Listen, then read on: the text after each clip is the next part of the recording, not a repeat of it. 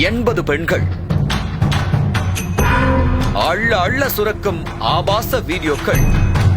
புனித உடையில் நடமாடிய சாத்தான்.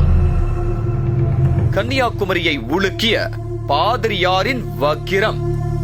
கன்னியாகுமரி மாவட்டம் விளவங்கோடு பகுதிக்கு உட்பட்ட கொல்லங்கோடு சூழால் பாத்திமா நகரைச் சேர்ந்தவர் 29 வயதான பெனடிக் ஆண்டோ.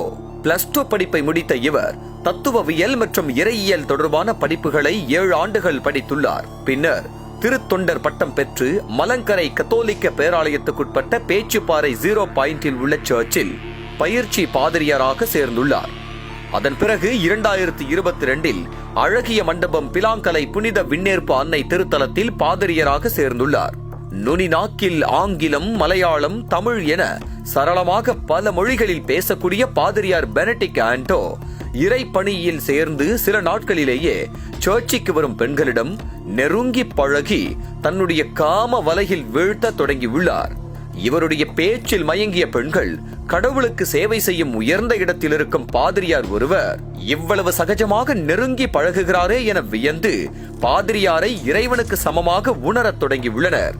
இதை சாதகமாக பயன்படுத்திக் கொண்ட பாதிரியார் அழகான திருமணமான பெண்களையும் இளம் பெண்களையும் தனது இனிப்பான பேச்சால் இழுத்துள்ளார். அப்படி சிக்கிய பெண்கள் ஒன்றல்ல இரண்டல்ல, எண்ணிக்கை சுமார் 80ஐ தாண்டுகிறது. பெண்களிடம் முதலில் அன்பாக பேசும் பாதிரியார் அவர்களின் வாட்ஸ்அப் நம்பரை கேட்டு தெரிந்து கொள்கிறார். பின்னர் அவர்களிடம் மெதுவாக பேச்சு கொடுக்கிறார். குட் மார்னிங், குட் நைட் என கொக்கி போட்டு பார்க்கிறார். தப்பி தவறி தெரியாமல் ஏதாவது ஒரு பெண் ரிப்ளை செய்துவிட்டால் போதும், உடனே பேச்சுவார்த்தையை வளர்க்கும் பாதிரியார் டபுள் மீனிங்கில் தூண்டில் போட்டு பார்க்கிறார். சில பெண்கள், ஃபாதர் நீங்களே இப்படி பேசலாமா என அதிர்ச்சி தெரிவிக்க, அதெல்லாம் சர்ச்சில் தான், இங்க நான் ஃபாதர் இல்ல, உன்னோட லவ்வர் என அவர்களை மசிய வைக்கிறார். இப்படி பேசத் தொடங்கும் பெண்களிடமெல்லாம் 2 ஆப்ஷன்களை கொடுக்கிறார். வீடியோ கால்லையா நேர்லையா? இது இரண்டும் தான் அந்த ஆப்ஷன். 2இல் எது வசதி என கேட்கிறார். அதற்கு அந்த பெண்கள் எந்த பதில் சொன்னாலும் கெஞ்சி கூத்தாடியாவது ஒப்புக்கொள்ள வைக்கிறார். பின்னர் வீடியோ கால் வரச் சொல்லி தான் விருப்பப்பட்டதை போல செய்ய வைக்கிறார். அவை அனைத்தையும் ஸ்கிரீன்ஷாட்டுகளாக எடுத்து வைத்துக் கொள்கிறார். பின்னர் வீடியோவாகவும் பதிவு செய்து கொள்கிறார். இது அந்த பெண்களுக்கு தெரியாது என கூறப்படுகிறது. இது போல பல பெண்களுடன் பழகி 200க்கும் மேற்பட்ட வீடியோக்களும் புகைப்படங்களும் தன்னுடைய ஸ்மார்ட் போன் மற்றும் லேப்டாப்பில் பதிவு செய்து வைத்துள்ளான். இந்த நிலையில் காட்டாத்துறை அருகே பிலாவிளை பகுதியைச் சேர்ந்த சட்டக்கல்லூரி மாணவரான ஆஸ்டின் ஜியோ என்பவர் பாதிரியாரின் லீலைகள் என்ற பெயரில் கடந்த சில நாட்களாக அவர் இளம் பெண்களுக்கு அனுப்பிய ஆபாச படங்களை சமூக ஊடகங்களில் பதிவு செய்தார். இதை அறிந்த பாதிரியார் பெனடிக் ஆண்டோவுக்கும் மாணவன் ஆஸ்டின் ஜியோவுக்கும் இடையே பிரச்சனை ஏற்பட்டுள்ளது.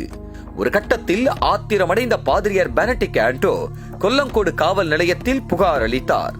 அதில் ஆஸ்டின் ஜியோ தன்னை மிரட்டி பணம் கேட்பதாகவும் பெண்களுடன் உல்லாசமாக இருப்பது போன்ற புகைப்படங்கள் மற்றும் வீடியோக்களை சமூக ஊடகங்களில் பரப்பி வருவதாகவும் கூறியிருந்தார்.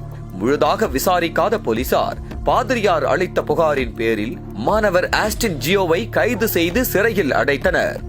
முன்னதாக பாதிரியாருடன் வாக்குவாதத்தில் ஈடுபட்ட சட்டக்கல்லூரி மாணவர் பாதிரியாரின் லேப்டாப்பை எடுத்து வந்துள்ளதாக கூறப்படுகிறது. அதில்தான் அவர் சந்தேகப்பட்டது போல பல பெண்களின் அந்தரங்கங்கள் கொட்டி கிடந்துள்ளன.